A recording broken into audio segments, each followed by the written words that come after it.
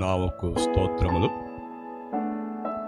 కలువరిలో యేసు దారపోసిన అమూల్యమైన రక్తములో కడగబడి మానవ లోకానికి క్రీస్తు ప్రేమను వెదజల్లుచు వాయుమండల సంబంధమైన దురాత్మలను ఛేదిస్తూ కడుపు కట్టి నడుము కట్టి దేవుని పనిలో అద్భుతంగా వాడబడుతున్న అభిషక్తులు, అనుభవనీయులు, గౌరవనీయులు, ఘనులు, మా ఇంటికి రత్నమైన అభిషక్తులైన దైవ సేవకునికి, కుటుంబానికి, కూడి వచ్చిన మీ అందరికీ, ఈ ప్రాంత నాయకులు, పెద్దలు, బాలురు, యవనులు, వృద్ధులు, మీ అందరికీ ప్రభు అయిన యేసు నామములో శుభాది వందనాలండి.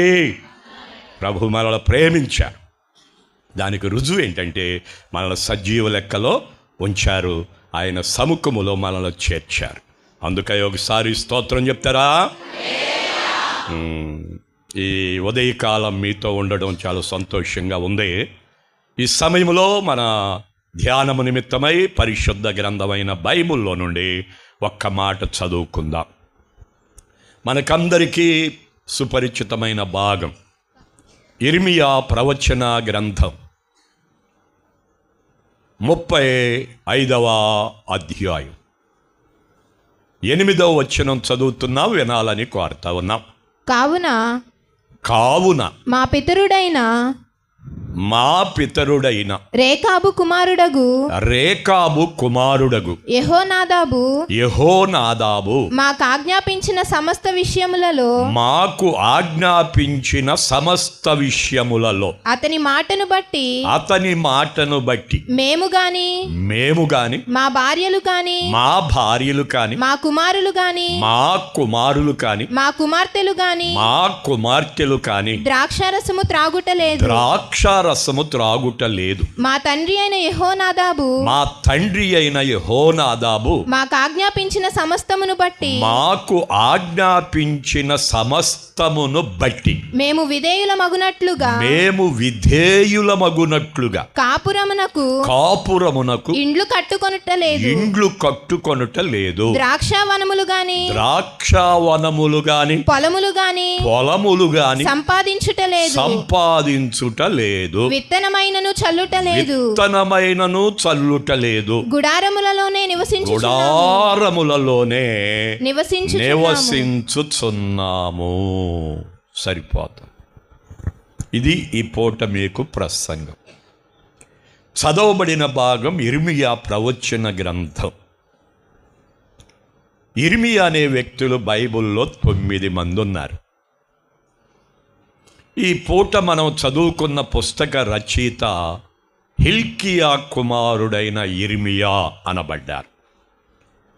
దేవుడు తన ప్రజలతో మాట్లాడాలని కోరుకొని ఒక తల్లి గర్భాన్ని ఎంచుకొని పిండ ఉత్పత్తి క్రమముగా జరిగించి నెలలు నిండినాక కుమారుడుగా బయటికి తీశారు.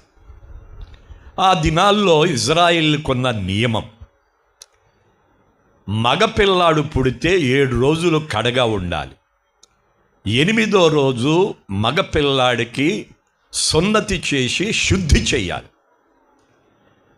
ఆ తరువాత 40 రోజులు శుద్ధీకరణ దినాలు అంటారు. 40 రోజులు పూర్తయిన తరువాత దేవాలయానికి తెచ్చి ఆ బిడ్డను కనే ముందు పడిన బాధ ఉందో చూశారు. అప్పుడు మొక్కుకున్నవన్నీ దేవునికి చెల్లించి ఆ పుట్టిన బిడ్డను ప్రభువుకి ఇచ్చేసి అక్కడి నుంచి తీసుకెళ్ళి ప్రభువు కొరకు పెంచడం అబ్రహాము సంతానము యొక్క నియమం. అలా ఇర్మియా అని పేరు పెట్టబడ్డారు. అలా బాల్యము నుండి భక్తిలో ధర్మశాస్త్రానికి బద్ధుడై ఎదుగుచున్నాడు. బాలుడుగా ఉండగా దేవుడు ప్రత్యక్షమయ్యారు. ఇర్మియా అని పిలిచారట. ఎవరు మీరు అని భయపడుతూ సాగిలపడ్డారట. నేనే సృష్టికర్త అయిన యెహోవాను అన్నారట. అయితే సెలవివ్వండి అని అడిగారట. అప్పుడు ఆయన అన్నారట, నా పని ఉంది, నా ప్రజల మధ్యకు వెళ్ళు, నా మాటలు పలుకు అన్నారట. అప్పుడు ఇర్మియా అంటాడు, నేను బాలుణ్ణి నాయనా, వయసు లేదు కదా, అనుభవం కూడా లేదు నాన్న, నా మాటలు ఎవరు వింటారు బాబా, ఇంకెవరినైనా పంపించకూడదా నాన్న అన్నారట. అప్పుడు దేవుడు కొంచెం కోప్పడి, నేను బాలుడను అని నీవు అనవద్దు, నేను నీలోకి వస్తా, నా ఆత్మ ద్వారా నేనే మాట్లాడుకుంటా, నువ్వు ఒక సాధనముగా నిలబడితే చాలు అన్నారట. దేవునికి స్తోత్రం. అప్పుడు వెంటనే ఇర్మియా, మాట్లాడేది నేను కాదా ప్రభువా, నువ్వే మాట్లాడుకుంటావా, అయితే నేనున్నా వెళతాను అన్నారట. అప్పుడు దేవుడు తన ఆత్మతో నింపేసి తన ప్రజల మధ్యకు పంపేసి అద్భుతంగా వాడబడిన అద్భుతమైన భక్తుడు ఇర్మియా భక్తుడు. ఇతడు విలాప ప్రవక్త అని పిలువబడ్డాడు. ఇతడు మంచి ప్రార్థనా వీరుడని, కన్నీటి ప్రార్థన చేయగల సమర్థుడని, విజ్ఞాపన చేయగలవాడని, మూలుగుతూ మొరపెట్టేవాడని, అతని మోకాళ్ళు ఒంటి మోకాళ్ళ వలె గిట్టల కట్టుంటాయని లేఖనం చరిత్ర చెప్పే సత్యం మీకు ఊరికే జ్ఞాపకం చేస్తున్న ఈ పూట. ఆయన గ్రంథంలో ఆయన పుస్తకాలు రాశారు. అంటే ఇర్మియా ప్రవచన గ్రంథం, విలాప గ్రంథం కూడా తన ద్వారా వ్రాయబడింది. ఇర్మియా గ్రంథంలో ఒక వ్యక్తిని గూర్చి, ఒక వంశాన్ని గూర్చి మాట్లాడుతున్నాడు. ఇక్కడ వాళ్ళు ఎవరు అని ఆలోచన చేస్తే ఈ 35వ అధ్యాయంలో రేకాబు అనేవాడు ఒకడు ఉన్నాడు. ఆయన కుమారుని పేరే యెహోనాదాబు. దేవుడైన యెహోవా ఇర్మియాను వాడుకుంటున్న దినాల్లో ఇర్మియా అన్నారు. ఏంటి ప్రభువా, సెలవివ్వండి అన్నారు. మీ మధ్యలో రేకాబు వంశం ఉంది, ఆ సంతానం అంతటినీ పిలవనంపాలి, నువ్వు నేను చెప్పినట్లుగా చెయ్యి అన్నారట. అప్పుడు ఇర్మియా గారు మన యెరూషలేము భాగములో రేకాబీయుల సంతానం ఉందట, వారిని నా ముందు పెట్టండి అని ఆజ్ఞ జారీ అయింది. అప్పుడు ఇర్మియా మాటను బట్టి రేకాబు సంతానమంతా ఆయన ముందుకొచ్చి మీ వలె కూర్చున్నారన్నమాట. అదొక రౌండ్ టేబుల్ అనుకోండి, అట్లా వేశారు. అప్పుడు పనివారితో చెప్తున్నారు, ఆ టేబుల్ మీద గ్లాసుల్లో ద్రాక్షారసం పోసుకొచ్చి వారికి ఇవ్వండి అన్నారు. గ్లాసుల్లో ద్రాక్షారసం పోసి లైన్గా ప్రజలు కూర్చున్నారు కదా, వాళ్ళందరికీ ఇచ్చి ఇర్మియా గారు అన్నారు, బాబు ఇది మీకే, ఇది మీకే, తాగేసేయండి, మాట్లాడుకుందాం తర్వాత అన్నారు. అప్పుడు వాళ్ళందరూ ఏకకంఠముతో, ఇర్మియా గారు, మా పితరుడు ఒకడున్నాడు, ఆయన మాకు తండ్రిగా ఉన్నారు, ఆయన పేరు యెహోనాదాబ్, ఆయన బ్రతికున్న కాలములో మాకు తండ్రిగా ఉండి ఆజ్ఞాపించాడు ఏమని, మీరు ఏనాడు కూడా ద్రాక్షారసమును త్రాగొద్దు, మీరు కానీ, మీ భార్యలు కానీ, మీ కుమారులు కానీ, మీ కుమార్తెలు కానీ ద్రాక్షారసం తాగకూడదని చెప్పారయ్యా. ఆయన మాకు తండ్రి, మా తండ్రి మాకు ఆజ్ఞాపించినట్లు ఆనాటి నుండి ఈనాటి వరకు, ఈనాడే కాదులేండి, మా వంశం భూమి మీద ఎంతకాలం ఉంటుందో ఏమండో అంటున్నారా ఇర్మియా గారు, మేము కానీ, మా భార్యలు కానీ, మా కూతుళ్ళు కానీ, మా కుమారులు కానీ ద్రాక్షారసాన్ని త్రాగము. ఇది వారి ప్రతిష్టత లేక వారి సమర్పణ. వారు తండ్రి యెహోనాదాబు బ్రతికున్న వేళలో వారికి బోధించిన బోధకు కట్టుబడి ఉన్నాము అని ఇర్మియా గారితో మాట్లాడిన మాట చదివించాను ఈ పూట. మళ్ళీ ఒకసారి చదువుకోండి ఆ మాట. 8వ వచనం, కావున మా పితరుడైన రేకాబు కుమారుడగు యెహోనాదాబు మాకు ఆజ్ఞాపించిన సమస్త విషయములలో అతని మాటను బట్టి మేము గాని మా భార్యలు కాని మా కుమారులు కాని మా కుమార్తెలు కాని ద్రాక్షారసము త్రాగుటలేదు, ద్రాక్షారసం తాగటం లేదు. 2 మా తండ్రి అయిన యెహోనాదాబు మా తండ్రి అయిన యెహోనాదాబు మాకు ఆజ్ఞాపించిన సమస్తమును బట్టి మాకు ఆజ్ఞాపించిన సమస్తమును బట్టి మేము విధేయులమగునట్లుగా కాపురమునకు ఇండ్లు కట్టుకొనుటలేదు. కాపురమునకు ఇల్లు కట్టుకోవడం లేదు. ద్రాక్షవనములు కాని పొలములు కాని సంపాదించుటలేదు. సరిపోతుంది ఈ మాట. 3 విషయాలు చెప్పారట. ఎవరో? యెహోనాదాబు అనేవాడు. ఎవరికి? వారి సంతానానికి. ఏమని చెప్పారు? 1, మీ బ్రతుకు కాలములో ద్రాక్షారసం త్రాగొద్దు. 2, మీరు కాపురాలు చేయటానికి గట్టి స్థిరమైన ఇళ్ళు కట్టుకోవద్దు. 3, ద్రాక్షావనములు గాని పొలములు గాని కొని పంట తీయొద్దు. గుడారాల్లో బ్రతకండి. ఏ రోజు ఆహారం ఆ రోజు తిని బతకండి. ఇది వారి తండ్రి అయిన యెహోనాదాబు వారికి ఆజ్ఞాపించిన ఆజ్ఞ. ఆజ్ఞకు కట్టుబడి యిర్మీయా గారి ఎదుట చెప్పిన మాట గుర్తు చేశా ఈ పూట. ఎవరు చెప్పిన మాట కట్టుబడ్డారు? వారి తండ్రి అయిన యెహోనాదాబు మాట. యెహోనాదాబు అతని జీవన విధానం. యెహోనాదాబు ఎట్టివాడు? అతని మాట కట్టుబడ్డ కారణాలు చెప్పి ముగిస్తా. ఇంతని టైం చెప్పలేదు. మరి 1 గంట 30 గంట పర్వాలేదంట. పర్వాలేదు అనుకుంటే స్తోత్రం చెప్పండి. మరి అందరు గట్టిగా చెప్పొచ్చు కదా. స్తోత్రం. విందాం. మరి ఎవరి గురించి నేర్చుకుంటున్నాం ఈ పూట? యెహోనాదాబు. చెప్పండి, అందరు చెప్పాలి. యెహోనాదాబులు బైబిల్లో ఎందరు? ఈ యెహోనాదాబు ఎట్టివాడు? అతని మాటకు కట్టుబడ్డ కారణాలు నేర్చుకొని వెళదాం ఈ పూట. బైబిల్ అంతా తరచి చదివితే యెహోనాదాబు అనే వ్యక్తులు ఇద్దరు. ఎంతమంది చెప్పండి? అందరు చెప్పండి. ఇద్దరు.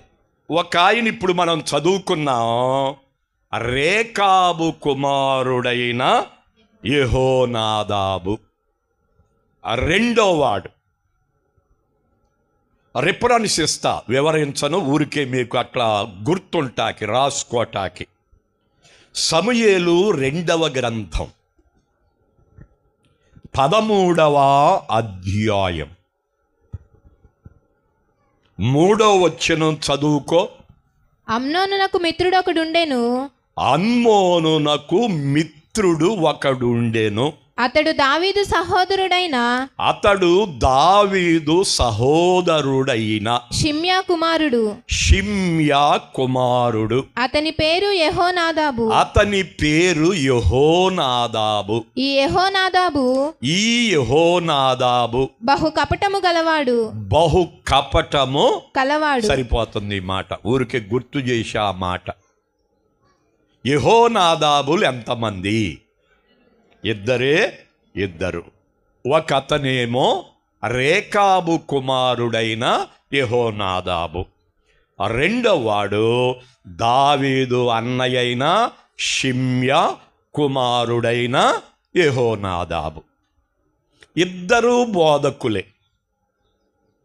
ఈ దావీదు అన్నయ్యైన షిమ్యోను కుమారుడైన యెహోనాదాబేమో తన పినతండ్రి కొడుకైన అమ్నోనునకు బోధించాడు. ఆ బోధ శరీర సంబంధమైనది.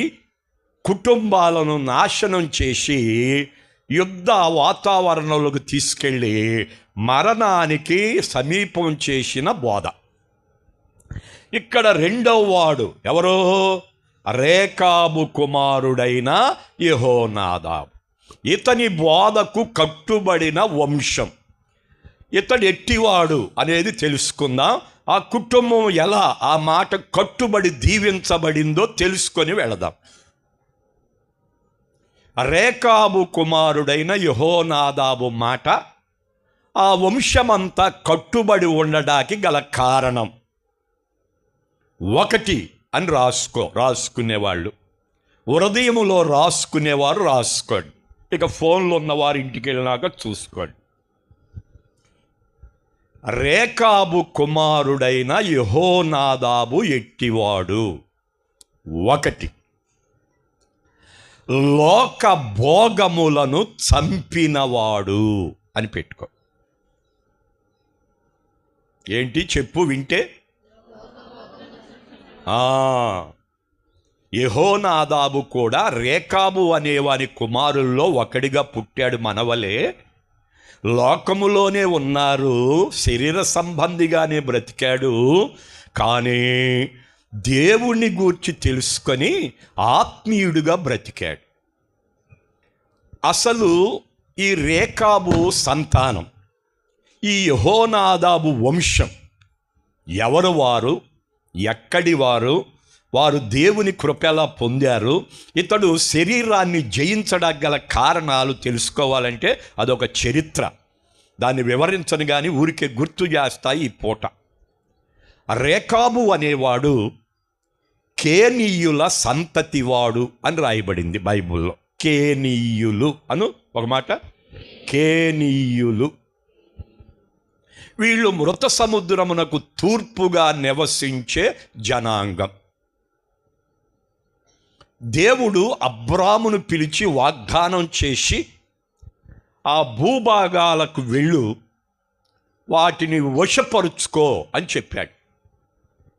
అబ్రహాము లేచి 10 గోత్రాలున్న భూభాగాలకు వెళ్ళి వాటిని తన వశపరుచుకున్నాడు. అప్పుడు కేనీయులనే గుంపు లోకములో బ్రతుకుతున్న ఇతరుల వలె లోక వాంఛలకు లొంగకుండా, శరీర కార్యములకు గురి కాకుండా, లోక అలవాట్లకు లొంగకుండా వారు కట్టుబడి బ్రతుకుతున్నారని తెలుసుకొని వాళ్లతో యుద్ధం చేయక వారిని హతమార్చక ఆత్మీయుల గుంపులో చేర్చుకున్నాడు. అందుకనే కేనీయులు అబ్రహాము సంతానముతో నివసించడానికి కారణమైంది. అందులో పుట్టిన యెహోనాదాబు అబ్రహాము నీతిమంతుడుగాను, వారు కుమారుడు ఇస్సాకు విధేయుడుగాను, యాకోబు మార్చబడి ఇజ్రాయేలుగాను, ఇజ్రాయేలీల వంశమంతా యెషూరునుగా మారింది. చూశారు? అదంతా మనసులో పెట్టుకొని వాళ్ళ దేవుడు సృష్టికర్త, ఆయన పేరు యెహోవా, ఆ యెహోవాయే దేవుడు, ఆయన వారిని నిత్యము దీవిస్తున్నారు, ఆ దేవుని దీవెన నేను నా వంశం పొందుకోవాలని రేకాబు దేవునికి లోబడిపోయి వారికి వశమైపోయి అబ్రహాము మార్గములో నిలిచి నడిచిన వీరుడు రేకాబు. వాని గర్భమును పుట్టినవాడే యెహోనాదాబు. ఇంకొద్దిగా లోతుగా మీకు అర్థమవడానికి రిఫరెన్స్ ఇవ్వట్లేదు, ఊరికే చెప్తున్నాను. మోషే నాయకత్వం వచ్చింది. వారు అరణ్యములో నడుస్తూ వెళుతున్నారు. ఈ కేనీయుల భాగాన్ని దాటి వెళ్ళవలసి ఉంటుంది. అబ్రహామును బట్టి ఆత్మీయులుగా బ్రతుకుతున్న వారు మోషేకు సమీపమైనారు. అంటే మీకు అర్థమవడానికి ఇంకొద్దిగా లోతుగా, మోషే ఒక పిల్లని చేసుకున్నాడు మిద్యాన్లో. ఆ పిల్ల ఎవరి వంశం పిల్ల అంటే వారి మామ ఇత్రో. అతడు కేనీయుల సంతతివాడు అని చరిత్రలో తేటగా రాయబడి ఉంది. పిల్లనిస్తే, పిల్లకిద్దరు పిల్లలు పుడితే ఆ మోషే గారు ఇజ్రాయెల్ ప్రజలు మీకులాగా నిలబెట్టి వాళ్లకు తీర్పు తీర్చడానికి సమయం సరిపోతుంది. ఒకరోజు పిల్లల్ని, కూతుర్ని చూసుకొని, మనవళ్ళని చూసుకొని ఆనందపడదాము, అల్లుడిని చూసుకుందామని చెప్పి వచ్చాడు. వచ్చిన ఆయన చూశాడు. తెల్లారగట్ట మోషే లేచి నిలబడితే చాలా రాత్రి అయిన తర్వాత వెళ్ళి ఒక ముద్దిని పడుకుంటున్నాడు. ఇది చూశాడు మామ ఇత్రో. అల్లుడు గారు అన్నారు. ఏంటి మామయ్య అన్నారు. ఏమయ్యా నీకు పిల్లనిచ్చింది ఎందుకయ్యా? ఆ పిల్లకి పిల్లలు పుట్టారు, వాళ్ళని ఏం చేద్దామనయ్యా? సమయమంతా ఈ ప్రజల దగ్గరే పెట్టేస్తున్నావుగా అయ్యా, ఎందుకింత భారాన్ని బరువుగా తీసుకున్నావు బాబు? ఒక సలహా ఇస్తా, తీసుకుంటావా నానా అన్నాడు. మామ మాటలు అల్లుళ్ళు వింటారా? ఊరికే గుర్తు చెప్తున్నా. మామూలు మాటలో అల్లుళ్ళు వింటారా?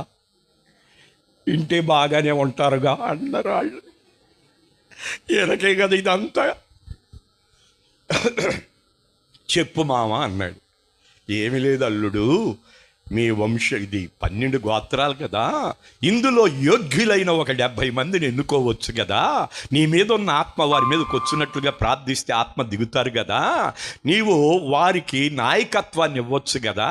10 మందికి ఒకళ్ళని, 50 మందికి ఒకళ్ళని, 100 మందికి ఒకళ్ళని, 500 మందికి ఒకళ్ళని, 1000 మందికి ఒకళ్ళని నిలబెట్టాయా, వాళ్ళు తీర్పు తీరుస్తారు.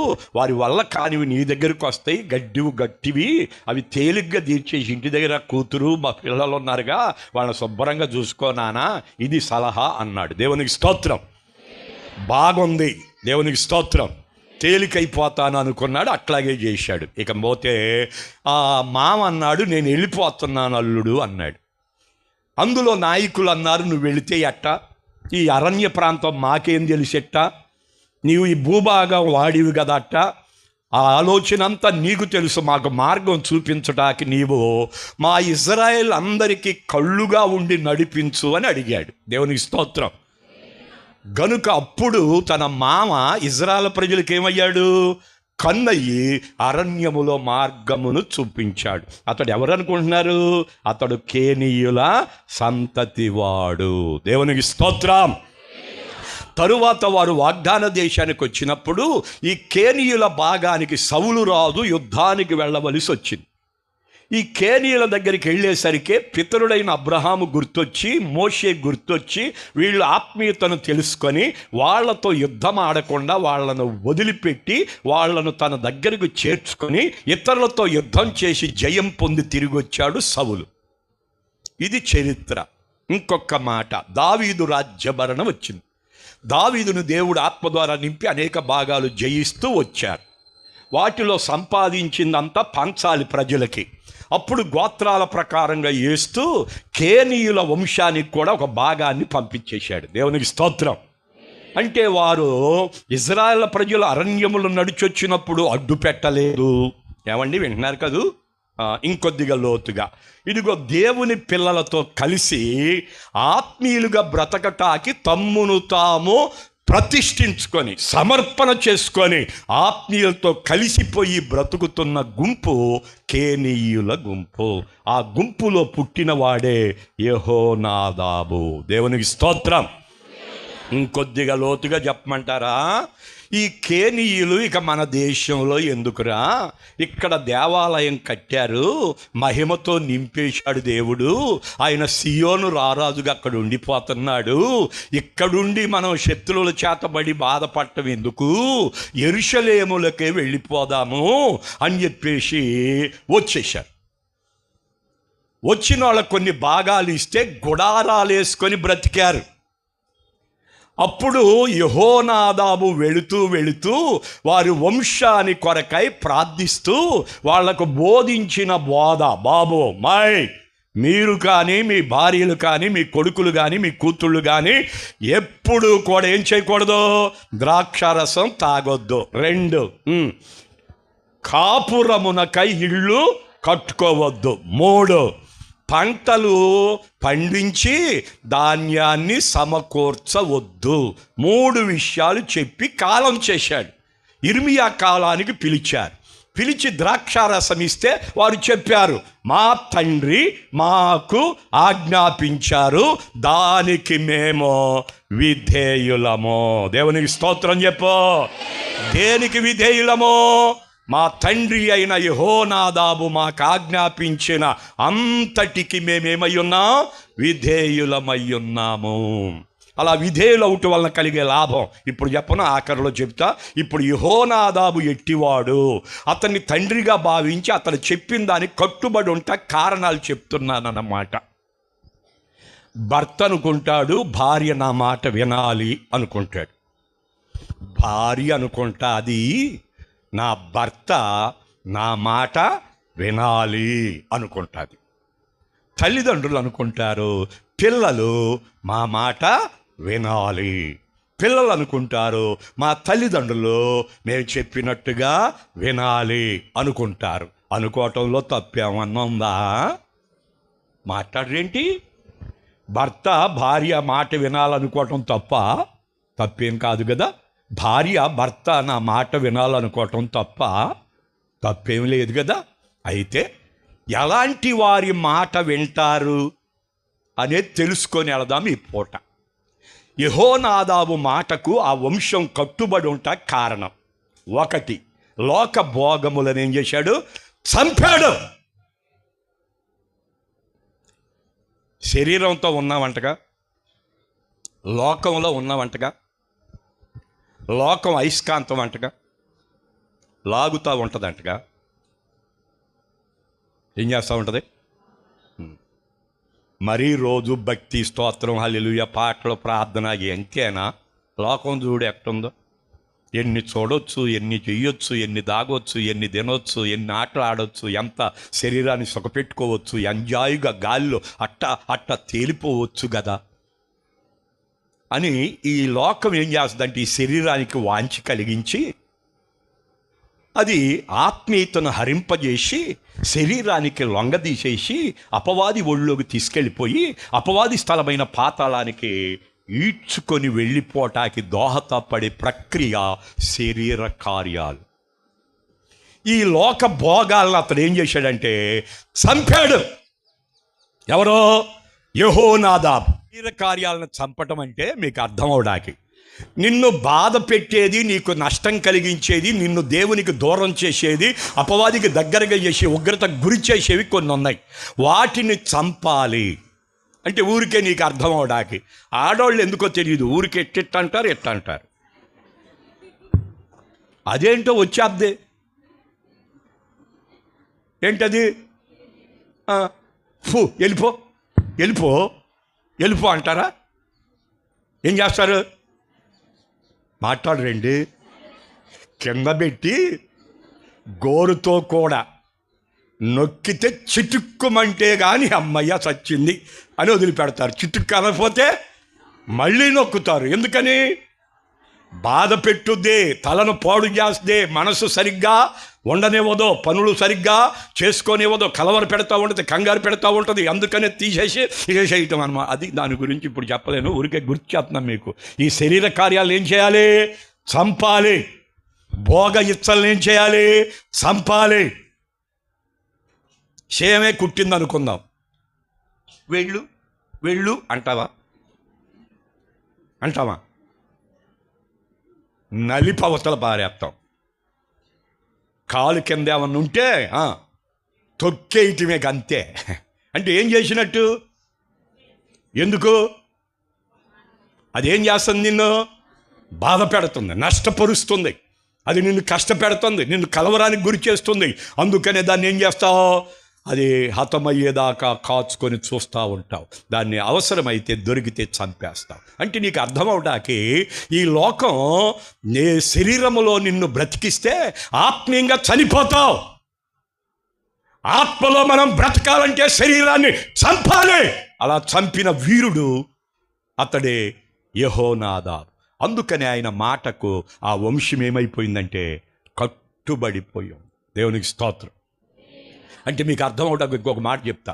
వాక్యాలంటే రోజు వింటున్నాం కదా, ఏమి ఎక్కుద్ది మీకు? చిన్నప్పటి నుంచి వింటున్నావులే అన్నట్టు చూస్తున్నారు. కానీ గుజరాత్ అనే రాష్ట్రం ఉందంట. ఏంటది? మన మోదీ గారు అక్కడే పుట్టాడంటగా. ఏ ఊరది? గుజరాత్. గుజరాత్లోనంట రాజ్ సమాధి యాలా అనే ఒక గ్రామం ఉందంట. ఏముంది?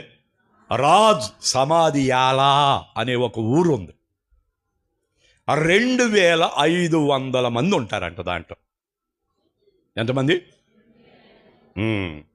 అక్కడ 1983 సంవత్సరం నుండి ఇప్పటి వరకు ఎలక్షన్లు వస్తే ఎవ్వరూ ఆ ఊరు వారు నిలబట్టానికి వీల్లేదట. ఏ వాల్ పోస్ట్ అక్కడ అంటించడానికి వీల్లేదట. ఫలానా పార్టీకి ఓటెయ్యండి అని చెప్పటం కానీ, ఎవరు అడగటం కానీ, దానికి సంబంధించిన వాళ్ళు కానీ ఉండరంట. అంటే ఇందును బట్టి వాళ్ళు ఎవరు ఓటెయ్యరా అంటే వేస్తారంట. వాళ్ళకి ఇష్టం వచ్చిన దానికి వేసి కూర్చుంటారంట. కానీ వాళ్ళ ఊరిలో ఫలానా ఫలానా అని చెప్పుకోవటానికి వీలు లేదో కట్టుబాటు అంట. ఆ ఊరిలో కట్టుబాటు ఇంకా ఉన్నాయి అంట.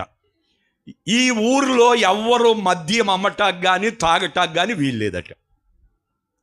ఎవరైనా ఒకవేళ దాని మీద వాంచగలిగి వేరే ఊరిళ్ళి తాగి ఈ ఊరిలోకి వస్తే వాడిని పట్టుకొని చెట్టుకు కట్టేసి కొట్టి, వింటున్నారా, 500 జరిమానా వేస్తారట. ఎంత? అంతే. కట్టుబాటు, గ్రామ కట్టుబాటు.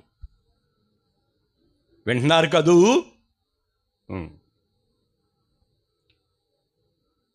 ఏంటో పాన్ పరాకులు ఉంటాయి అంటగా నాన్న, మీ వీళ్ళకి తెలుసు. వాళ్ళకేంట్లే, ఆడవాళ్ళకి కూడా తెలుస్తుంది ఇప్పుడు. అదేంటో నలిపి బుగ్గన పెట్టుకుంటారంటగమ్మాయ. అలాంటిది ఎవరైనా తిన్నట్టుగా ఆ పళ్ళల్లో గార కనపడితే వాడిని పట్టుకొచ్చి అందరూ చూస్తుండగా చెట్టుకు కట్టేసి కొట్టి 200 రూపాయల జరిమానా వేస్తారట. వింటున్నారా? ఎట్టాటి వింటారులే బాగానే.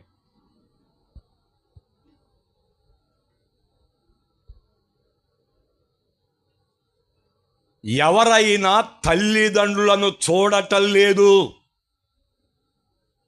అని ఆ ఊర్లో ఎవరైనా ఫిర్యాదు చేస్తే ఆ పిల్లల్ని తెచ్చి చెట్టు కట్టి కొట్టి, వింటున్నారు కదూ, ఇకెన్నడూ అలా చేయటానికి వీలు లేదు, లేదా ఈ ఊరు నుంచి తరిమేస్తాం, వెలివేస్తామని చెప్తారట. ఇప్పుడైనా వెళ్ళి అడగొచ్చు అంట. మనం గుజరాత్ వెళితే రాజు సమాధి యాల గ్రామం ఎక్కడంటే చూపిస్తారట. వెళ్ళి చూసిరా ఒకవేళ ఏదన్నా అనుమానం ఉంటే. అంటే గ్రామ కట్టుబాట్లు,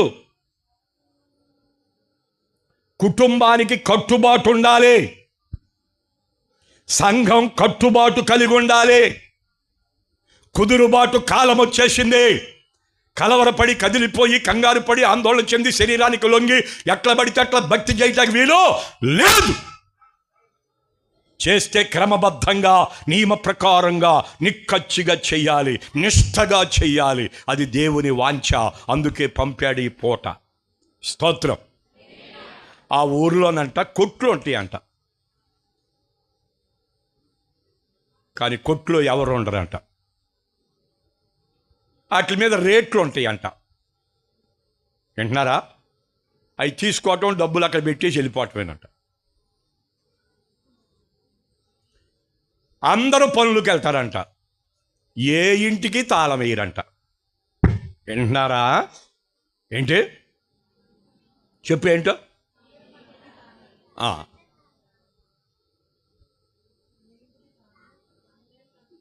అదెట్ట? మనం అసలు తాళం వేసి లాగి లాగి చూసి కానీ పోగా. మరి ఎందుకన్నట్ట? అంటే ఆ ఊరు కట్టుబాటు.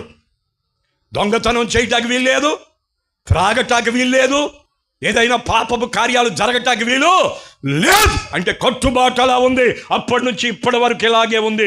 వచ్చి చూసుకోండి రండి అని పిలుపునిస్తున్నారు ఆ ఊరోళ్ళు. అందుకనే సంఘం ఎలా ఉండాలో ఈ పూట చెప్తున్నాను. ఇక్కడ రేకాబు ఎట్టివాడు అంటే లోక కార్యములను, భోగ ఇచ్చలను చంపినవాడు. 2 అని పెట్టుకో. ఆయన మాట వింటా కారణాలు తెలుసుకోవాలి మనం. నీ మాట నీ భర్త వినాలంటే, నీ మాట నీ భార్య వినాలంటే, నీ మాట నీ పిల్లలు వినాలంటే, నీ మాట నీ సంఘం వినాలంటే మనం ఎలా ఉండాలి అనేది తెలుసుకోవాలి ముందు. ఎట్టబడితే అట్టుండి వాళ్ళకేమో ఇట్టుండరా అని చెబితే అట్టుంటారు వాళ్ళు. మనం ఉండవలసిన రీతిలో ఉండి, ఇలా నేనున్నాను నువ్వు అలా ఉండాలి, మన నియమం ఇది అని చెప్పాలి. చెప్పాలా? నువ్వే నియమం తప్పి నియమంగా ఉండమని ఎలా చెప్పగలుగుతావు నువ్వు? నీ మాట తేడా, నీ చూపు తేడా, నీ ప్రవర్తన తేడా, నీ అలవాట్లు తేడా, నీ ఆలోచన తేడా. నువ్వు అవన్నీ వద్దు ఇలా ఉండు అని ఎదుటివాడికి చెప్తే ఎవడేంటండి నీ మాట? గనుక ఉండవలసిన రీతిలో ఉండి చెబితే, ఉండవలసిన రీతిలో ఉండి వాళ్ళకు మాదిరి కనుపరిస్తే మన సాక్ష్యం, మన నడవడి, మన ప్రవర్తన వాళ్ళు చూస్తూ దాని ప్రకారంగా నడవడానికి అది దోహదపడుద్దని దైవ సేవకునిగా దేవుని స్థలములో ఉండి నీకు నేర్పిస్తున్నా. దేవునికి స్తోత్రం. యెహోయాదా ఎట్టివాడు? 1, లోకభోగములను చంపినవాడు. 2 అని పెట్టుకో, ఆత్మల యందు ఆసక్తి కలిగి వారి వంశమంతా ఆత్మీయులుగా బ్రతకాలని ఆరాటపడిన వీరుడట. దేవునికి స్తోత్రం. ఆత్మీయత యందు ఆసక్తి కలిగి వంశమంతా నిత్యత్వంలో చూడాలని ఆశ కలిగి ఉన్నవాడట. ఎవరో? యెహోనాదాబు. భక్తికి మూలమిది. మనమేమో దీవెనలు, ఆశీర్వాదాలు, ఆరోగ్యం, అభివృద్ధి, ఐశ్వర్యం, ఘనత, కీర్తి, ఉన్నత స్థాయి కోరుకుంటున్నాం. కానీ యెహోనాదాబు ఏం కోరుకున్నాడు? వంశమంతా ఆత్మీయులుగా కట్టబడాలి. ఇది ప్రార్థనా పరులకు ఉండవలసిన లక్షణం. నేను ఆత్మీయుడిగా నా ఆత్మను కాపాడుకోవాలి. ప్రభు వస్తే నా భార్యను, నా పిల్లల్ని ప్రభు దగ్గరికి తీసుకొని వెళ్ళాలి. నా తల్లిదండ్రులు, నా అత్తమామలు, నా అన్నదమ్ములు, నా అప్పయ్యలు, నా వాడకట్టును కూడా ప్రభు దగ్గరికి తీసుకెళ్లాలనే ఒక ఆశ కలిగి బతికేది భక్తి. అలాంటి వారిలో గొప్ప వీరుడు యెహోనాదాబు. ఆత్మల యందు ఆసక్తి కలిగి ఆరాటం కలిగిన వీరుడట. 2, 3 అని పెట్టుకో,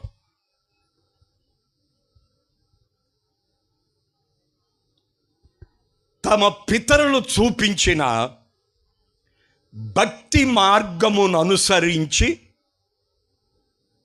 అద్భుతంగా నడిచిన వీరుడట. వారి పితరులున్నారు మాదిరి చూపించడానికి. ఎవరున్నారు? వారు పితరులున్నారు.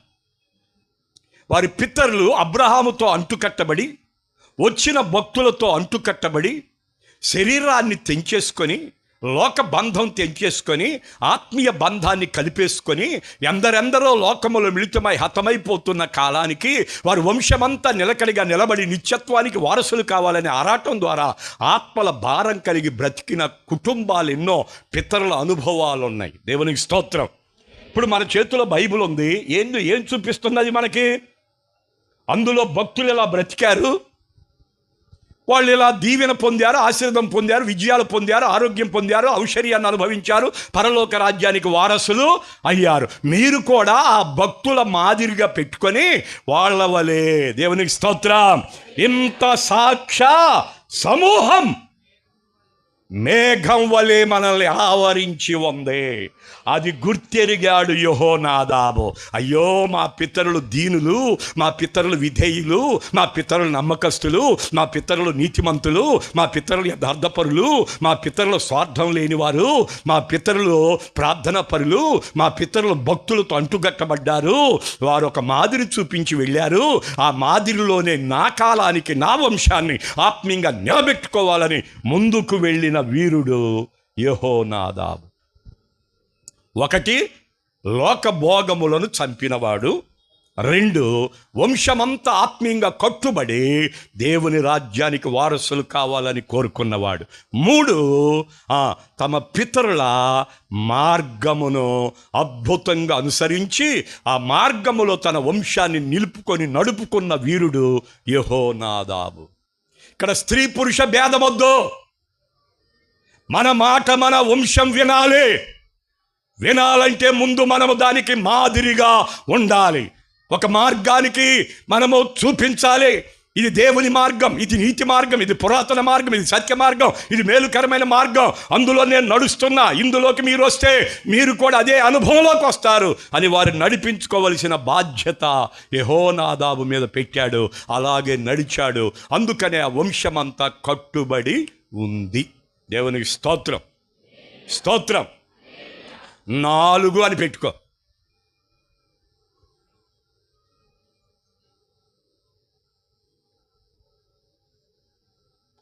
వాళ్ళందరూ కూడా, ఎవరందరూ? ఇజ్రాయెల్ లేక యెహోనాదాబు, రేకాబు సంతతి అంతా నిత్యము బ్రతికుండాలి అనే ఒక వాంఛ కలిగిన వీరుడట. మళ్ళీ ఒకసారి చెప్తా. వారి వంశమంతా ఎంత అయితే అంత, ఎన్ని యుగాలైతే అన్ని యుగాలు నిత్యము బ్రతికుండాలి, ఎవరిని పోగొట్టుకోకూడదు అనే వాంఛ కలిగిన వీరుడట యెహోనాదాబు. అంటే నిత్యము ఎట్టా బతుకుంటారు పాస్టర్ గారు అని చెప్పి చాలామంది అడుగుతూ ఉంటారు. నిత్యము బ్రతకటం అంటే ఏంటో తెలుసా? దాని భావం తెలుసుకో. ఈ పూట ప్రభువు నమ్మి ఇప్పుడైతే మార్పు చెంది బాప్తీసం పొంది ఆత్మీయులుగా మనం బ్రతికితే ఈ భూలోకములో బ్రతికినంత కాలం ఎంత ఆయుష్యో మనకి తెలియదు, ఎప్పుడేం జరుగుద్దో మనకి తెలియదు. అప్పటికి ఇక భూలోకాన్ని విడవడం ఆలస్యం, శరీరం మాత్రం ఇక్కడ ఉంటుంది, ఆత్మ దేవుని దగ్గర నిత్యము ఉంటుంది. దేవునికి స్తోత్రం. అది కోరుకున్నాడు. అదే ఆత్మీయ లోతుల్లో ఎదగటం అంటే, ఆత్మీయ నేత్రం తెరవబడ్డం అంటే, ఆత్మీయంగా కుటుంబాన్ని కట్టి పట్టి నిలబెట్టడం అంటే ఏంటో తెలుసా నీకు? ఈ భూ సంబంధమైన వాటి కొరకు కాదు, రాబోయే కాలం నిత్యత్వం ఉంది, అందులో నేను నా వంశం నిలిచుండాలి అని కోరుకునేది.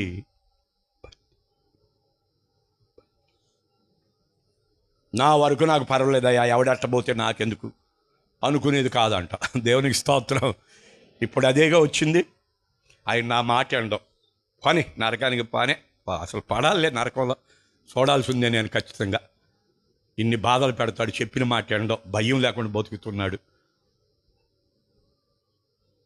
అంటదేమో. ఆయన అంటాడు అసలు అది పోతేనే మరి రైటు, పోనన్న బాట్లేదు అంటాడు ఆయన. ఇది మనం అనుకుంటున్నాం, భక్తి చేస్తా కూడా ఇట్ట అనుకుంటున్నాం. కానీ యెహోనాదాబు అనుభవం ఏంటి తెలుసా?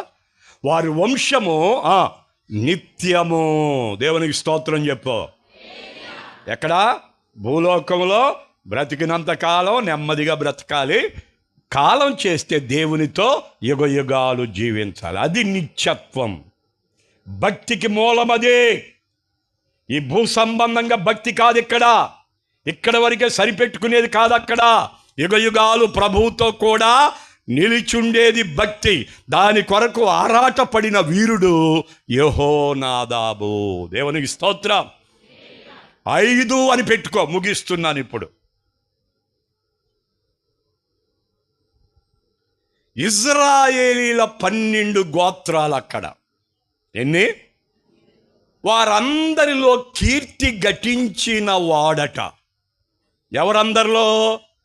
ఇజ్రాయేలీల 12 గోత్ర రాజులైన, మంత్రులైన, సామంతులైన, సేనాధిపతులైన, యుద్ధవీరులైన, ప్రధానులైన, సామాన్యులైన, కుబేరులైన, కడు భిక్షగాళ్ళున్నా వాళ్ళందరిలో కూడా ఎట్టివాడై అంటే కీర్తి గటించాడట. ఇక్కడ మీకు అర్థమవడానికి ఇర్మియా అన్నాడు ప్రభు. ఏంటి నాన్నగారు అన్నారు. రేకాబు వంశాన్ని పిలిపించావా అన్నాడు. పిలిపించగా నానా. ద్రాక్షారసం పోసావంటాయా అన్నాడు. పోసాగా బాబా.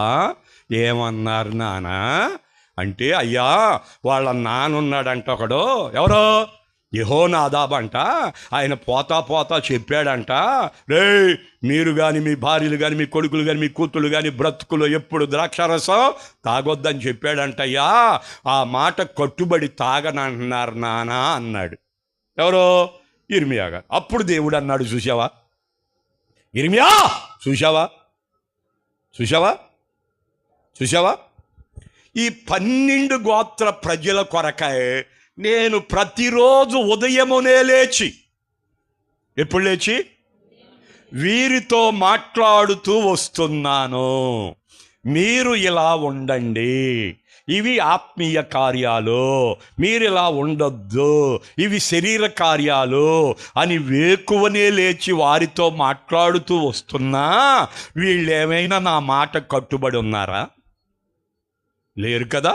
వీరు నన్ను విసర్జించారు కదా, వాళ్ళ ఇష్టాన్ని వారు నెరవేర్చుకుంటున్నారు కదా, వాళ్ళ ఆలోచన ప్రకారంగా వెళ్ళిపోతున్నారు కదా. వాళ్ళకి ఇష్టమైతే విశ్రాంతి దినాన్ని ఆచరిస్తారు, లేదంటే వాళ్ళ ఇష్టానుసారంగా బతుకుతారు. వాళ్ళకి ఇష్టమైతే ప్రార్థన చేస్తారు, లేకపోతే లేదు. వాళ్ళకి ఇష్టమైతే మందిరానికి వస్తారు, లేకపోతే లేదు. వాళ్ళకి ఇష్టమైతే ప్రార్థన చేస్తారు, లేకపోతే లేదు. వారికి ఇష్టమైతే పాడతారు, లేకపోతే లేదు. వారికి ఇష్టమైతే ఇస్తారు, లేకపోతే లేదు. వారికి ఇష్టమైతే పరిచర్య చేస్తారు, లేకపోతే లేదు. అంటే వాళ్ళ ఇష్టం అయిపోయింది. కానీ వీళ్ళు చూడు, ఇర్మియా చూడా చెప్పాలకి చెప్పా. దేవుడు మా దేవుడు, మేము దేవుని పిల్లలం, వాగ్దాన పుత్రులం, మాకు మించినోడు ఎవడు, మేము ప్రత్యేకించబడ్డాం, మేము ప్రతిష్ఠించబడ్డాను, మేము సొత్తైన ప్రజలం, మేమే దేవుని రాజ్యానికి వారసులం, మీరందరూ నరకానికి అని చెప్పుకుంటా ఉంటున్నారు. చూడు, నా మాట వినకుండా లోకస్తులుగా ఉండి ఏది పడితే దాగి ఏది పడితే తిని కష్టపడితే అటు తిరిగేవాళ్ళ నా ప్రజలా. చూడు, వాడు చెప్పిన మాట కట్టుబడితే నా మాటకి ఏమన్నా భయం ఉంది వీళ్ళకి? ఇర్మియా ఉందా వీళ్ళకే? అందుకే నువ్వు పక్క నుండి లేపేస్తాయని అన్నాడు ఆయన. వద్దులే బాబా ఆగయ్య, నా ఏలుబడి అటు జరగకూడదు నాన్న, కాకపోతే కనికరించు బాబా అని ఏడ్చాడు. దేవునికి స్తోత్రం. అంటే ఎందుకు చెప్పానంటే ఈ మాట మీకు ఊరికే గుర్తు చేసింది. ఎందుకంటే యెహోనాదాబు ఎట్టివాడంటే ఇజ్రాయెల్ 12 గోత్రాల్లో ఏం పొందుకున్నాడు తెలుసా? కీర్తి గట్టించాడంట. దేవునికి స్తోత్రం. ఏం గట్టించాడు? కీర్తి.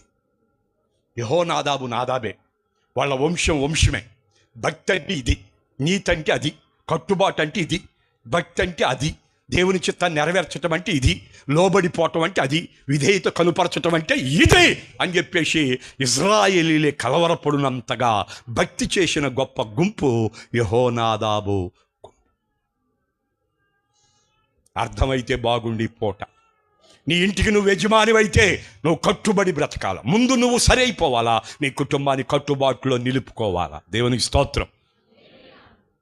కట్టులేని జీవితాలు, దర్శనాలు లేని జీవితాలు, నిలకడ లేని జీవితాలు, కలలు లేని జీవితాలు, ఆ దేవుని చిత్తాన్ని సంపూర్ణంగా ఎరగలేని జీవితాలు, ఏదో భక్తులమని చెప్పుకొని భజన చేసుకుంటూ వెళుతున్నాం. కానీ యెహోనాదాబు వంశం అట్టిది కానే కాదు. ఎక్కడ చెయ్యి పెట్టి చూపించటానికి, ఏలు పెట్టి చూపించటానికి, ఇది నీ తప్పు, ఇది నీ లోపం, ఇది నీ బలహీనత, ఇది నీ అజ్ఞానం, ఇది నీ అపరాధం, నీ అందత్వం, ఇదిగో మచ్చ, ఇదిగో మలినం, ఇదిగో నీ కంట్లో దోలం అని చూపించటానికి ఎవరికి హక్కు లేనంతగా సంపూర్ణమైన భక్తి మాన్యతలో పెరిగిన గుంపు యెహోనాదాబు గుంపు, లేక రేకాబు వంశమంతా అని దాని భావం. ఎన్ని చెప్పాను? ఒక్కొక్కటి చెప్పండి ఎవరైనా.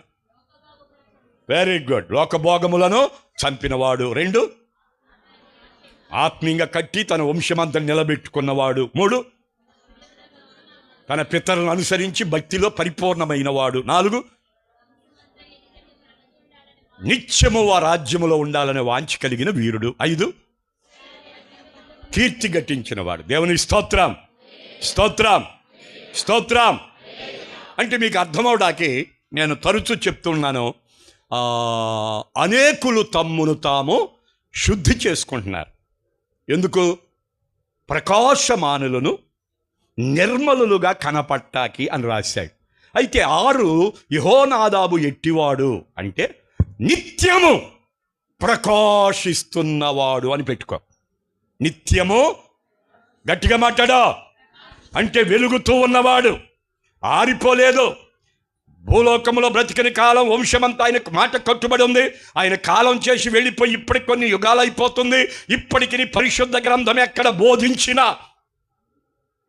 ప్రపంచంలో ఎక్కడైనా కట్టుబాటును గురించి బోధించాలని కోరితే దాని గురించి ఎవరి గురించి చెప్పాలా? యెహోనాదాబుని గురించి చెప్పాలి. అందుకని నిత్యం ఏమవుతున్నాడు? ప్రకాశిస్తూనే ఉన్నాడు. అందుకని నీవు నేను ఎలా కనపడాలి? ప్రకాశమానులుగాను నిర్మలులుగా కనపడాలి. భక్తి అంటే అది, శుద్ధి చేసుకోవటం అంటే ఇది. అందుకనే దేవుని పిల్లలారా వీళ్ళు అంటున్నారు, మా తండ్రి యెహోనాదాబు మాకు ఆజ్ఞాపించారు, ఆజ్ఞకు మేము విధేయులం, గనుక మేమేం తాగం? ద్రాక్షారసం తాగం. మరేం తాగుతారు అబ్బాయి? బల్లలో ఇచ్చే ద్రాక్షారసం, ఆ అంజూరపు అడ తింటాం. దేవునికి స్తోత్రం. లోక సంబంధమైన ద్రాక్షారసాన్ని త్రాగం, కానీ ఆత్మ సంబంధమైన దేవుని, ఇప్పుడైతే క్రీస్తు రక్తం అనుకుంటున్నాం కదా, అది తాగుతాం, ఆత్మీయులుగా బ్రతుకుతాం. ఆనాడు ఏం చేసేవాళ్ళు అంటే దేవుని కొరకు ప్రత్యేకించబడిన ద్రాక్షారసం అంటే, ఇంకో మాట గుర్తు చేస్తాం మళ్ళీ, దాంట్లో ఇంకో పొరబడతారేమో మీరు ఏమన్నా. ద్రాక్షారసం అంటే మీకు అర్థం అవడానికి ఏమంటున్నారు వీళ్ళు? ఇర్మియా గారు అన్నాడు, ద్రాక్షారసం మీకేరా బాబు, తాగేసేయండి నాన్న, ఫుల్గా లాగండి అన్నాడు. అప్పుడు వాళ్ళు అన్నారు, నాన్న మేము కానీ మా భార్యలు కానీ మా కొడుకులు కానీ మా కూతురు కానీ తాగమన్నారు. ద్రాక్షారసం అంటే ఏదో తెలుసా? ఆ రోజుల్లో తిత్తుల్లో నింపి నిల్వ చేసి మత్తు వచ్చినప్పుడు తీసుకొచ్చి ఇస్తే తాగి ఈ కాళ్ళు ఇక ఆటలు ఆడుతూ ఉండేవాళ్ళు, డ్యాన్స్ చేస్తూ ఉండేవాళ్ళు, నాట్యం ఆడుతూ ఉండేవాళ్ళు. పడేవాడు పడుతూ ఉంటాడు, లేచేవాడు లేగుతూ ఉంటాడు, కొట్టేవాడు కొడతా ఉంటాడు, తిట్టేవాడు తిడతా ఉంటాడు, ఇంటి చుట్టూ తిట్టి కొట్టేవాడు ఉంటాడు. విన్నావా? ఎవరిని పడుకోకుండా చేసేవాళ్ళు ఉంటారు. ద్రాక్షారసం అంటే 2 రకాలు. ఒకటి పిండిన ద్రాక్ష రసం పానం. ఏంటి చెప్పు? తాగుతున్నారా? తాగండి, మంచిదే, బలం. ఎర్ర ద్రాక్షలు ఉన్నాయి, తెల్ల అనాలా? తెల్ల ద్రాక్ష, నల్ల ద్రాక్ష. పిండిన మిక్సీలో వచ్చేసినాయిగా, నవలటకు కూడా నవలట్లేదు అంట ఈ రోజుల్లో. దాంట్లో వేయటం తాగటమేనంటగా. కానివ్వండి, స్తోత్రం. అంటే దేవుడు అవకాశం ఇచ్చాడు మనకి. ఈ కాలానికి అన్నీ సమకూర్చేశాడు. కష్టం అనేది పోయింది, రోడ్డు దగ్గరికి వెళ్ళే పని పోయింది, రుబ్బే పని, నడిపే పని అన్నీ అయిపోయినాయి కదా. మిషన్లు ఉతికే పని కూడా లేకుండా ఇదే కలిపేగా సుఖం వచ్చేసింది. సుఖపడండి, దేవునికి స్తోత్రం. ఎందుకు ఇచ్చాడు తెలిసి ఎంత సుఖం? భక్తిలో పరిపూర్ణమయ్యి దేవుని కృపను పొంది అది కుటుంబానికి అందిస్తావని వాంఛ చేత నిన్ను ఈ స్థాయిలోకి తెచ్చాడు. దేవునికి స్తోత్రం. ఇక దాన్ని లోతుగా చెప్పలేకపోతున్నాను, ఇక్కడికి ఆపేస్తున్నానే. అంటే పిండిన ద్రాక్ష రసం పానం, వండిన ద్రాక్ష రసం మద్యం. ఈ మద్యము తాగితే కట్టడలు మర్చిపోతారు, వాయు వరస మర్చిపోతారు. పెద్ద చిన్న తారతమ్యం, తల్లిని తండ్రిని, భార్యని కొడుకని కూతురని భర్తని ఈ భేదాలు ఏముండవు. తాగిన ఆడాళ్ళు తిరగబడి వస్తున్నారు, తాగిన మగాళ్ళు ఇక చూడు. దీంట్లో 2 రకాలు ఉంటారు. పైచిపు ఒళ్ళోళ్ళు ఉంటారు. ఒక మొద్దు ఆగుతాడు, వేరంగం చేసేస్తాడు. నిజంనానా? వాడు పడుకోడు, ఇంకోటి పడుకొని రానా అల్లాడు ఇచ్చేస్తాడు అనుకో. పైచిపోళ్ళోడు ఒక మోతాయి, వాసన చూస్తే చాలాడు కిక్కెక్కి ఇక దాడు తెమ్మ తిరుగుద్ది అనమాట. ఒక్కొక్కడు సీసా తాగుతాడు, మేలకుండా పడుకుంటాడు, తింటాడు ముద్ద, మళ్ళీ లెగుతాడు, మళ్ళీ పోతాడు. అయినా అది బలహీన పరిచేస్తుంది, వస్తే వ్యాధి వస్తే లక్షలావు చేసేస్తుంది, ఇంటంతా నాశనం చేసేస్తుంది. అందుకనే అలాంటి ద్రాక్షారసం మీరు త్రాగొద్దు అన్నారు. మరి ఏం తాగుతారా మీరు అంటే, బల్లలో ఇచ్చే ఆయన రక్తముందు చూసావు, అది తాగుతావు నానా అంటున్నారన్నమాట. దేవునికి స్తోత్రం. ఇప్పుడు మనం కూడా ఇది తాగటాకే వచ్చాం కదా ఈరోజు. బల్లారాధన అంటే ఆయన రక్తమును సేవించి ఆయన భోజనం, ఆయన శరీరాన్ని భుజించటానికి వచ్చాం కదా, మంచిది. అందుకని కట్టుబాటు ఉందా లేదా అనేది మనం ఒకసారి ఆలోచన చేసుకోవాలి. భక్తి అంటే ఇక్కడికి వచ్చినప్పుడు ఎట్లా నియమంగా, నిక్కచ్చిగా, లైన్గా, క్రమముగా, దీనంగా, విధేయతగా, నిమ్మలంగా, నెమ్మలుగా ఎట్ట బతికాము అట్టుంటే ఎంత బాగుండో.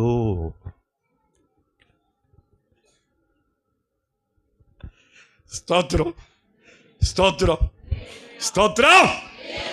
గనుక దేవుని పిల్లలారా, 6 యెహోనాదాబు ఎట్టివాడంటే నిత్యము ప్రకాశిస్తున్నవాడు. అంటే మీకు చెప్పారు కదా, దానియేలు ప్రవచన గ్రంథంలో రాశాడు కదా, 12:3 బుద్ధిమంతులైతే ఆకాశ మండలంలోని జ్యోతులను పోలి నిత్యము ఏం చేస్తూ ఉంటారు? ప్రకాశిస్తారు. ప్రకాశించటం అంటే ఏంటి తెలుసా నీకు? వెలిగివ్వడం అన్నమాట, చీకటిని తరిమి కొట్టడం అన్నమాట, ప్రశాంతమైన వాతావరణంలోకి తీసుకురావటం అన్నమాట. నెమ్మదిని, నిమ్మలాన్ని, యథార్థతను, పరిపూర్ణతను, సంపూర్ణతను, సజీవమైన శక్తిని, దీవెనను, ఆరోగ్యమును, ఆనందమును ఇంటికి తెచ్చి పెట్టడం అన్నమాట. వింటావా? ప్రకాశమానముగా బ్రతకటం అంటే భార్యను సంతోషపరచటం. ప్రకాశమానంగా బ్రతకటం అంటే భర్త చెప్పినట్టుగా విని ఆయన సుఖపెట్టడం. ఇదిగో ప్రకాశమానులుగా కనపడటం అంటే పిల్లల్ని ఆత్మీయంగా పెంచుకోవటం. ఇదిగో ప్రకాశమానంగా కనపడటం అంటే తల్లిదండ్రులకు లోబడి బతకటం. విన్నారా? ఇంక ఇవి ఏం చెప్పను, టైం అయిపోయింది కదా, ముగిచ్చేస్తున్నా. మళ్ళీ నేను వెళ్ళాలి, అక్కడ బల్ల ఉంది, అందుకని ఇక్కడికి ఆపేస్తున్నానే, ఏమనుకోమాకండి. యెహోనాదాబు చెప్పిన 3 మాటలు, వాటిని గురించి ఎక్కువ వివరించను, ఎవరికి గుర్తు చేసి వెళ్తాను ఈ పూట. ఒకటి ఏమన్నాడు? ద్రాక్షారసం తాగొద్దన్నాడు. దానికి ఏమైపోయారు వీళ్ళు? కట్టుబడిపోయారు. నాన్న, మా తండ్రి చెప్పాడు బాబా, మేము కానీ, మా భార్యలు కానీ, మా కూతుళ్ళు కానీ, మా కొడుకులు కానీ ద్రాక్షారసం తాగం. పక్కన పడి అయిపోయిందా? ద్రాక్షారసం తాగొద్దంటే మంచిదే, మత్తు కాబట్టి, వాయు వరస మర్చిపోతావు కాబట్టి, నీ ఆరోగ్యం పాడై నీ కుటుంబాన్ని నాశనం చేస్తావు కాబట్టి వద్దు అన్నాడు. బాగుంది, అందరూ సమ్మతించే మాట. ఇంకొక మాట అన్నాడు. ఏమన్నాడు? కాపురమునకై బాబు మాయ్ వింటున్నారా? ఏం కట్టుకోవద్దు అన్నాడు? ఇల్లు కట్టుకోమాకండ్రా అన్నాడు. ఈ బోధ ఎట్టుంది మీకు? కొంచెం ఎట్టయినా ఇదేంట్రా, ఏంటట? అంత తెలివి లేదనుకుంటా ఆయనకట్ట. ఎవడన్నా 4 రూపాయలు సంపాదించుకుని ఇల్లు కట్టుకొని సుఖంగా బతకండ్రా అని చెబుతారు కానీ ఎట్టా ఇల్లు కట్టమాకని ఎవడని చెబుతాడా? ఏంటా మాట అన్నట్టు చూస్తున్నారు ఈ పూట. నాకు అర్థమైందిగా మాట. ఎందుకో చెబుతా ఈ పూట. ఒక కాలనీగా కడితే ఆ రోజుల్లో యుద్ధాలు, యుద్ధనీతి అంటారు. బలవంతుడు వెళ్ళి బలహీనమైన దాని మీద పడి ఎదురు తిరిగితే చంపేసి దాన్ని వశపరుచుకొని దాంట్లో ఉన్న దోచేసుకునేవాళ్ళు. వింటున్నారా? ఇల్లు కట్టారంటే ఉందనేగా. అర్థమవుతుంది మీకు ఏమన్నా? ఇల్లు కట్టారంటే అర్థం ఏంటి? కొద్దో గొప్ప సంపాదించారనేగా. అందుకనే ఆ ఇళ్ల మీదకి వచ్చి పడతారు. మీరేమో ఇక వాళ్ళు వచ్చి ఆడపిల్లలు ఈడ్చుకుపోతారు ఉన్నతమైన కుటుంబాల్లో. కనుక వాళ్ళ మీద మీరు తిరగబడతారు. వాళ్ళు వచ్చిన వాళ్ళు వరకనే రారు, ఖడ్గాలతో వస్తారు, ఎదురు తిరిగిన వాళ్ళు చంపేస్తారు. మన కుటుంబాలు హరించుకుపోతే మనకు అంత అవసరం అంటారా బాబు? వింటున్నావా? అందుకనే మన వంశం ఏమైపోవాలి? బతకాలి నాన్న.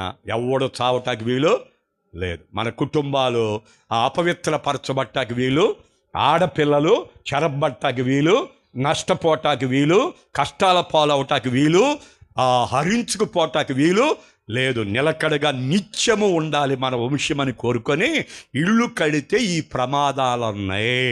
గనుక వాటిని ఆపి గుడారాల్లో బ్రతకండి. ఇది ఆయన ఇచ్చిన నీతి సూత్రం. అది గుడారాల్లో ఎక్కడ బ్రతుకుతారు? దేవుని ప్రజల మధ్యలో. దేవునికి స్తోత్ర.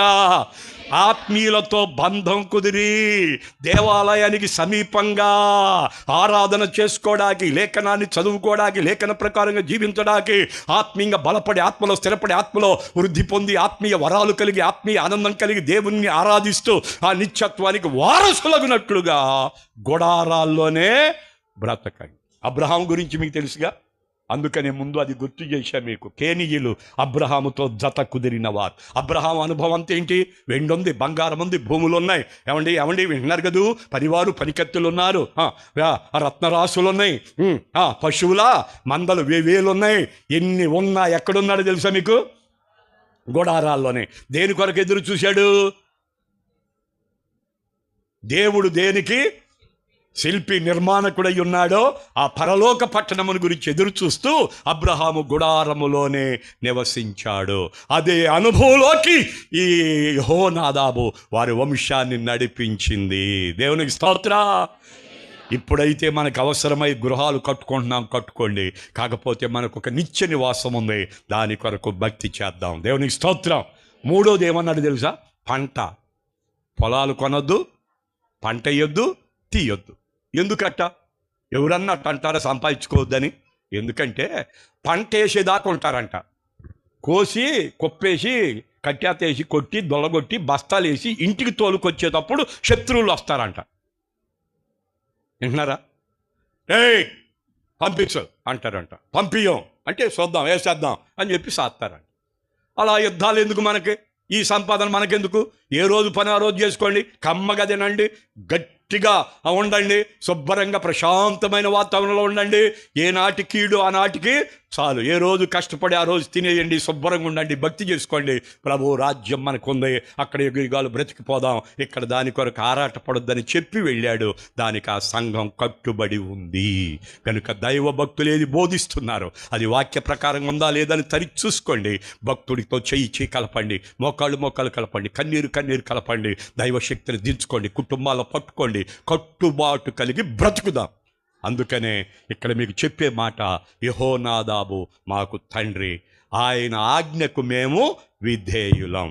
ఉందా ఈ అనుభవం నీకుందా? దేవుని ఆజ్ఞ కట్టుబడి అనుభవం నీకుందా? దైవ భక్తులు బోధించే బోధ కట్టుబడి అనుభవం నీకుందా? సంఘ కట్టడ నీకుందా?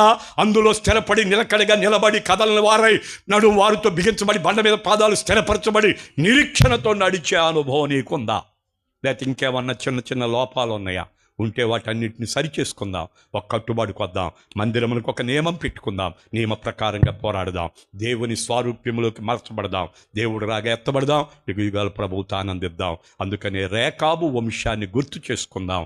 ఇక్కడ అందరం స్త్రీ పురుష భేదం లేకుండా ఒక్కొక్క యెహోనాదాబులు అయిపోదాం. దైవ మహిమకై మన వంశాలు కట్టుకుని ఇంకా అనేకులు పట్టుకొని దేవుని కొరకు ఎదురు చూద్దాం. అట్టిగా దేవుడు మనల్ని బలపరచి ఆత్మతో నింపేసి వరాలిచ్చి ఆయన మహిమకై సిద్ధపరుచును గాక. ఆమేన్.